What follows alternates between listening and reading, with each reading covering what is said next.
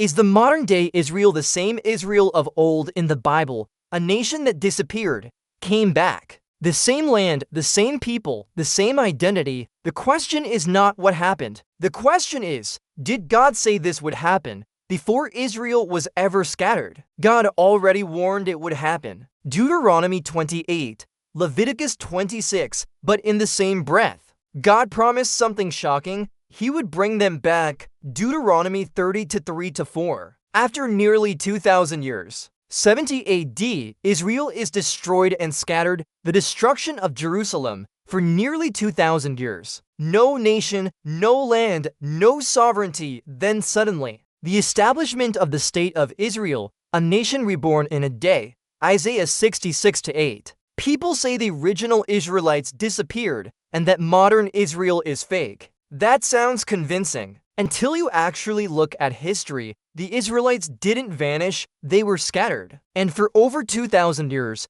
they preserved identity, culture, and connection to the same land. Is modern Israel a perfect, unchanged version of ancient Israel? No. But is it disconnected or fabricated? Also no, the truth is more grounded. There is continuity, there is mixture, and there is history. And from a biblical perspective, the deeper question is not just DNA, it's whether God is still working through Israel in his plan. Did the ancient Israelites disappear? Historically, no. After the fall of Jerusalem, many Jews were scattered across the world, but they did not vanish as a people. Instead, they preserved identity through religion, Torah, and traditions. They maintained community structures and tracked lineage, especially priestly lines like Levites. This is actually one of the most documented cases of long-term identity preservation in history. What about ancestry? Is there continuity? Modern research shows something important.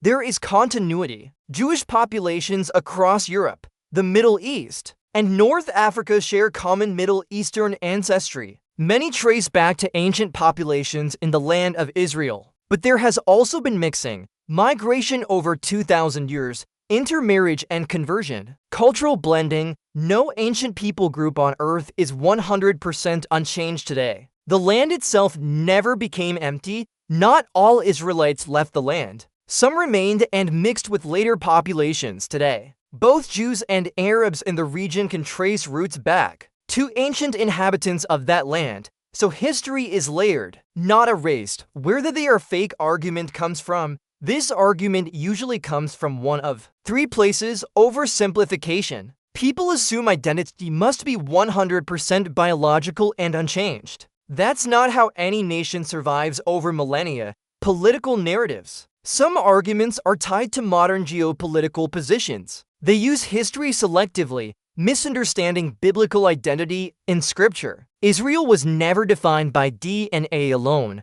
For example, non-Israelites could be grafted in. Ruth is a prime example. Covenant mattered as much as ancestry. What the Bible actually shows. The Bible already anticipated scattering, preservation, regathering. Ezekiel 36:24, I will gather you from all the countries. Amos 9:14-15, I will plant Israel in their land, never again to be uprooted. Notice, God never said Israel would remain genetically unchanged. He said they would remain a people and be restored. The most accurate, balanced answer. Here's the honest conclusion you can teach. The ancient Israelites did not disappear. Modern Jewish populations show real historical and ancestral continuity, but they are not identical in a pure, unchanged genetic sense. And modern Israel includes multiple groups, not just one lineage. So, calling modern Israelis fake is not historically accurate,